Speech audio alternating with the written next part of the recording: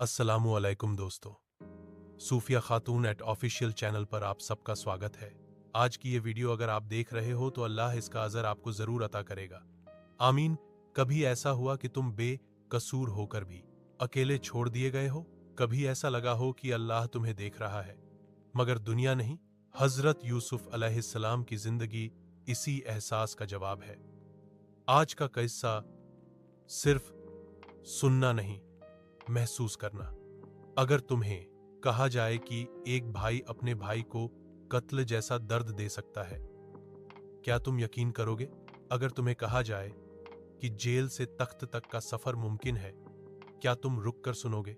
यह कोई कहानी नहीं, यह कुरान का वो किस्सा है जो दिल हिला देता है।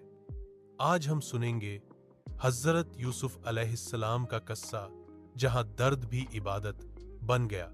हजरत याकूब अलैहिस्सलाम अल्लाह के बरगुज़ीदा नबी थे। उनका दिल रहमत, सब्र और यकीन से भरा हुआ था।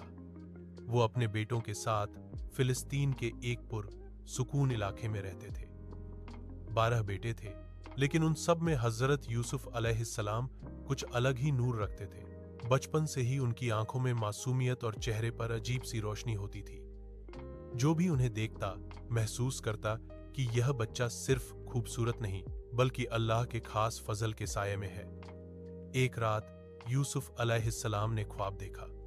यह ख्वाब आम नहीं था। सुबह उठते ही उनका दिल जोर जोर से धड़क रहा था। वह सीधा अपने वालिद याकूब अलैहिस्सलाम के पास गए और अदब से बोले कि उन्होंने देखा है कि 11 सितारे, सूरज और चांद उन्हें सजदा कर रहे हैं। याकूब अलैहिस्सलाम ने यह सुनते ही खामोशी इख्तियार कर ली। नबी थे, ख्वाब की ताबीर समझ गए।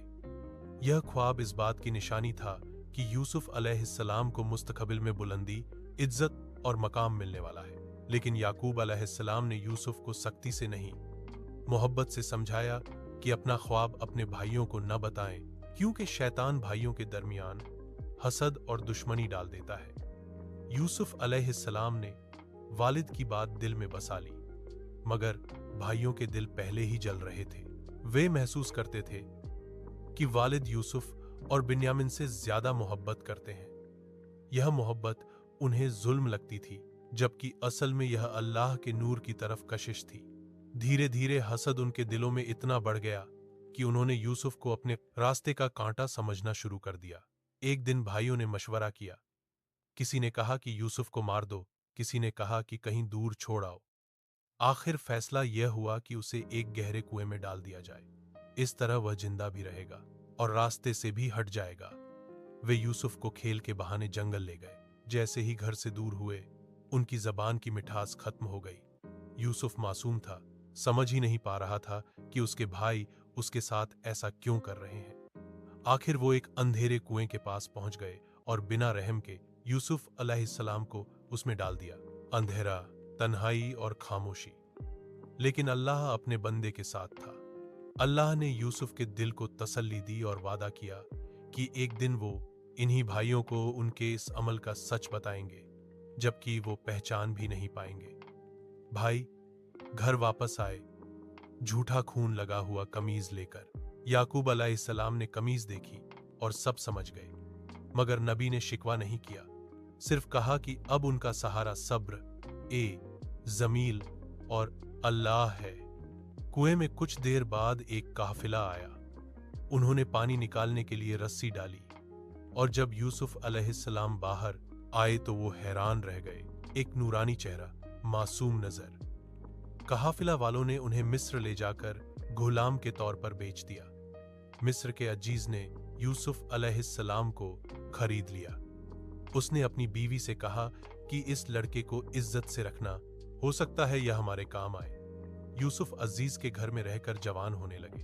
अल्लाह ने उन्हें सुंदरता, बुद्धि और ज्ञान से नवाजा। लेकिन इम्तिहान यहीं खत्म नहीं हुआ। अजीज की बीवी यूसुफ पर आशिक हो गई और एक दिन उन्हें गुनाह की तरफ बुलाया। यूसुफ अलैहिस्सलाम ने अल्लाह का खौफ दिल में रखते हुए इनकार कर दिया और भागकर बचने की कोशिश की। दरवाजे पर अजीज आ गया और झूठ यूसुफ पर डाल दिया गया। बेगुनाही के बावजूद यूसुफ अलैहिस्सलाम को जेल भेज दिया गया। जेल में भी यूसुफ अलैहिस्सलाम का किरदार रोशन रहा। कैदियों ने उनमें एक अलग रोशनी देखी।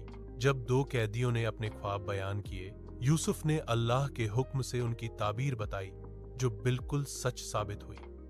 कुछ अरसे बाद मिस्र के बादशाह ने अजीब ख्वाब देखा। कोई उसकी ताबीर न बता सका। तब जेल से यूसुफ का जिक्र हुआ। यूसुफ अलैहिस्सलाम को बुलाया गया। उन्होंने न केवल सपने की व्याख्या की, बल्कि आने वाले अकाल का समाधान भी बताया। बादशाह हैरान रह गया और यूसुफ की बेगुनाही साबित हुई। यूसुफ अलैहिस्सलाम को मिस्र का खजाना और प्रबंधन सौंप दिया गया। जो गुलाम था वही अब देश का रक्षक बन गया। यह अल्लाह का वादा था जो पूरा हुआ। कहत के दिनों में यूसुफ के भाई अनाज लेने मिस्र आए। यूसुफ ने उन्हें पहचान लिया, मगर वो यूसुफ को नहीं पहचान पाए।